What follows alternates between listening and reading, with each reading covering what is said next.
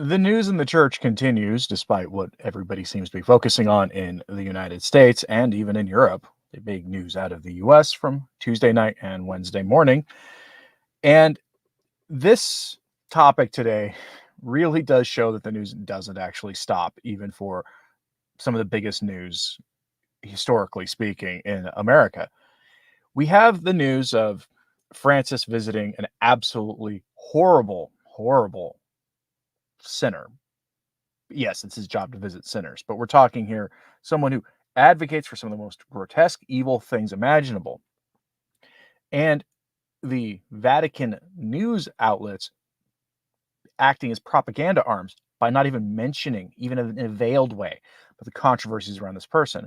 And all this kind of shows that there is something really rotten going on in the church. And that will help us understand a little bit, I think, what else is going on here. Because a favorite cardinal of everybody's who, in the last few years, has actually taken a back seat to the younger new generation of troubling European cardinals, has stepped forward again and is now making the news. That would be Cardinal Reinhard Marx. And so we're going to talk about James Martin stuff, and we're going to talk about this rather horrible story. So we turn first to Vatican News with the headline, Pope makes home visit to Italian parliamentarian. On his return to the Vatican following a visit to the Pontifical Gregorian University, Pope Francis makes a stop in central Rome to visit Emma Bonino, a former Minister of Foreign Affairs of Italy and leader of the Pure Europa Party. She had been hospitalized in mid-October for respiratory problems and recently returned home. It's very nice of Francis to visit a former parliamentarian when they're having a hard go of things. It's very pastoral of him to do that, especially if they're a practicing Catholic. And maybe if they don't agree on a lot, it's great that he's doing that. Oh, wait, what's this? This person is a former parliamentarian who is the biggest advocate in Italy for what I have to call around here the sacrifice to Moloch. Yeah. This raised a lot of eyebrows, and then the story disappeared because of the things that happened on Tuesday. So let's talk about this because this is unbelievable even by Francis's standards. And I want you to pay attention to this article. It is not very long at all. There's something very serious missing here. And that's why this article from Vatican News, the official news arm of Vatican City, is pure propaganda. Here's the article, quote, Pope Francis made a home visit to a former foreign minister of Italy and member of the European Parliament, Emma Bonino, who also heads Italy's Pure Europa political party. The Pope made the stop in central Rome, following his visit to the Pontifical Gregorian University, where he had met with the institution's academic community on Tuesday morning. Emma Bonino, 76 years old, was recently discharged from the health facility where she was hospitalized for respiratory difficulties. The Pope wished to meet with her in what was a surprise visit.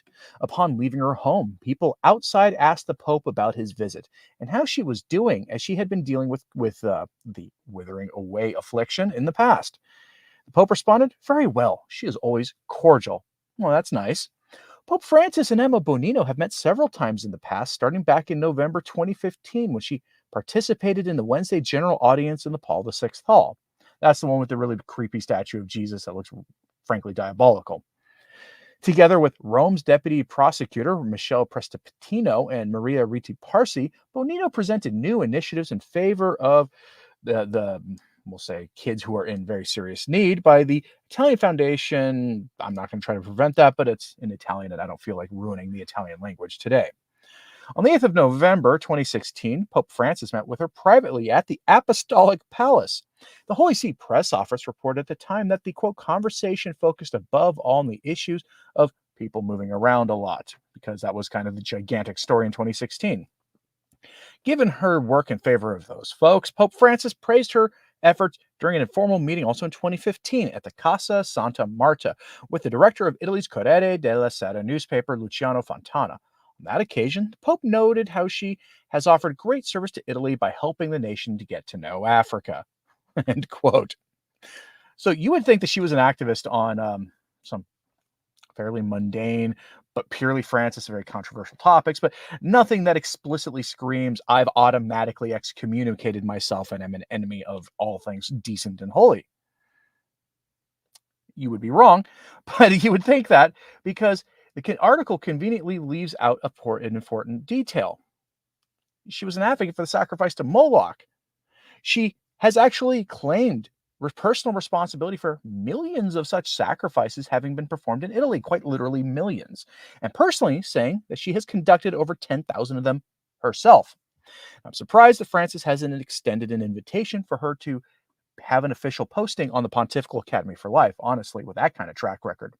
But notice how the article made no mention of that grave evil that she is responsible for by her own admission on an industrial scale. Vatican News is a propaganda outlet much more insidious than the National Catholic Reporter or American Magazine, because those outlets don't hide their bias. American Magazine tries to be a little more subtle, but you can still pretty obviously see what's going on there.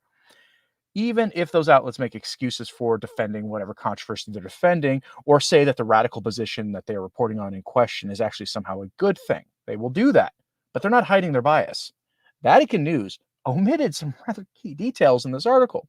The official news arm of Vatican City sweeps the entire Moloch sacrifice away because Francis meeting multiple times in the Apostolic Palace in Casa Santa Marta, his home, multiple times with somebody who is responsible personally for millions of sacrifices to Moloch in Italy. That is the stuff that should wake people up, but they leave it out of there. Now, something that never ever seems to get swept away is the work and legacy of one Cardinal Reinhard Marx, the spiritual father of the heresies of the German Synodal Way. Cardinal Marx has made a rather striking announcement, and it really won't surprise anybody. Go to Michael Haynes for the initial report. He posted this on X on All Souls, or the feast on the Feast of All Souls. He said he says, quote, Germany, forming part of a 20-year-old James Martin subject activity hosted by Cardinal Marx's diocese, Strange pastors, will be present at a November Strange service in church, as a strange pastoral care is an important milestone in the process of turning the Catholic Church towards the strange folks. These are the chosen folks. You're not allowed to critique them on this platform. By the way, we on my live stream Tuesday night that I had with Joe McClain and a few others, we spoke completely unfiltered. And the live streams afterwards had every single restriction YouTube could place on them, except for like one or two. This is why we have to be careful with how we talk about things. It happened on both of our ends. So there are reasons for this. But here is from the actual website for Cardinal Marx's event. This is a part of a larger schedule here. It's happening on the 10th of November, 3 days from now, in Munich. Please consider praying acts of reparation for what you're about to hear. Here is the official, again, from the Archbishop's website. Okay, this is not from New Ways Ministry or something. This is from the Archbishop's website. It says the Strange service on November 10th, 2024 at 7 p.m. in St. Paul, Munich. As part of the Strange service on November 10th, 17 strange pastors, these are priests who are open about being of the James Martin crowd. They will be introduced. In the future, they will be available in the Archdiocese as contact persons for such folks so that they can find a, quote, safer space in the church.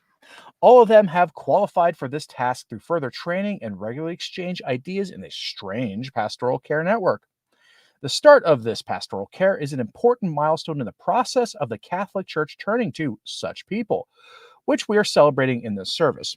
The sermon will be given by Ordinariate Director Ruth Huber, and the celebrant will be Pastor Martin Garmeyer from Erding.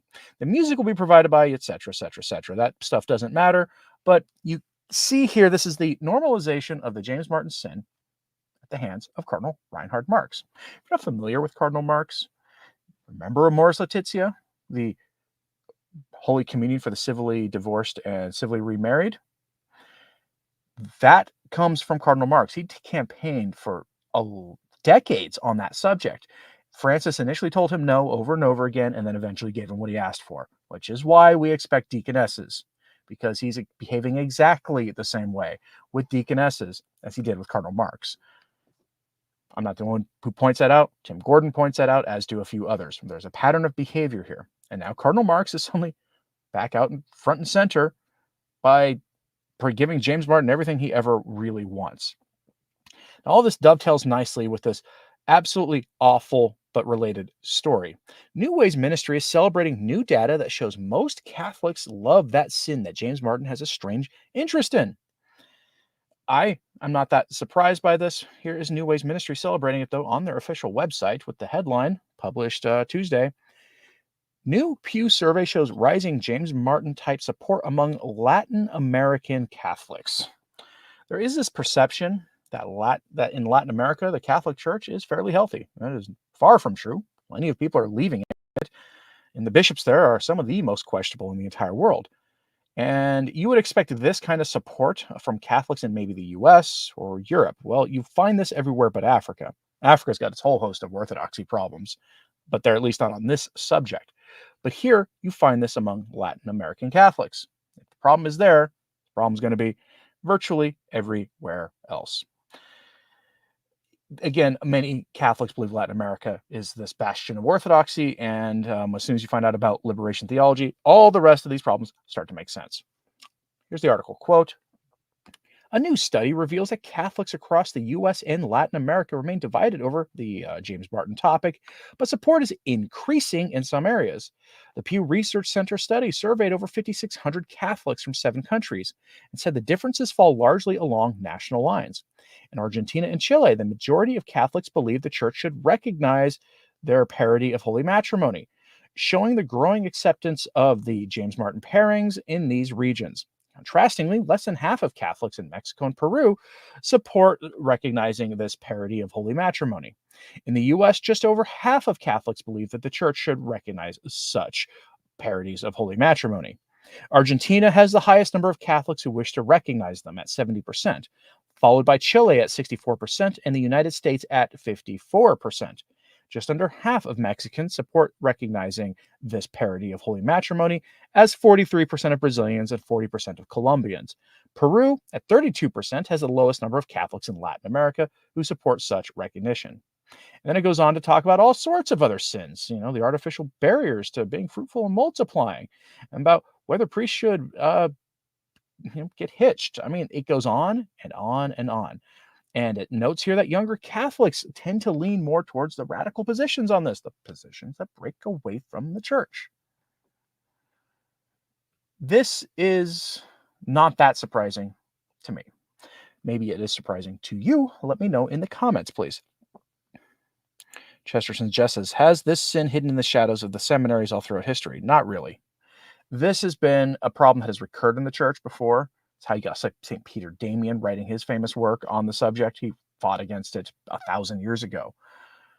But it is one of the favorite avenues for undermining the church and her authority used by Satan and his agents. But most of the time, in history, this has not been that big of a problem. The church had some very big rules against this for the most part. James says, is there a parallel between 47 and the Vatican? Will we have a new pope soon? God help us. I mean, the man is not young. He's not in great health. But I tell people not to expect a conclave anytime soon. I don't think we are done with Francis anytime soon. He could very well last another 5 years. So I wouldn't put too many parallels between that. It could very well be the next conclave brings us a moderate pope, and then you'd have some parallels. But a moderate pope would probably, I think, be a disaster, because a moderate pope will not want to correct anything. They won't. They will be there to kind of heal things and to calm rhetoric down and the rest, but they won't really take care of problems. It's the kind of person who would probably keep Fernandez on, as an example. Catherine Francis agrees. I don't think Francis is done with us. I don't think so either. All right, folks, if there's any thoughts on this, let me know in the comments. Are you surprised that Cardinal Marx has turned up like a bad penny once again? Does that surprise you at all?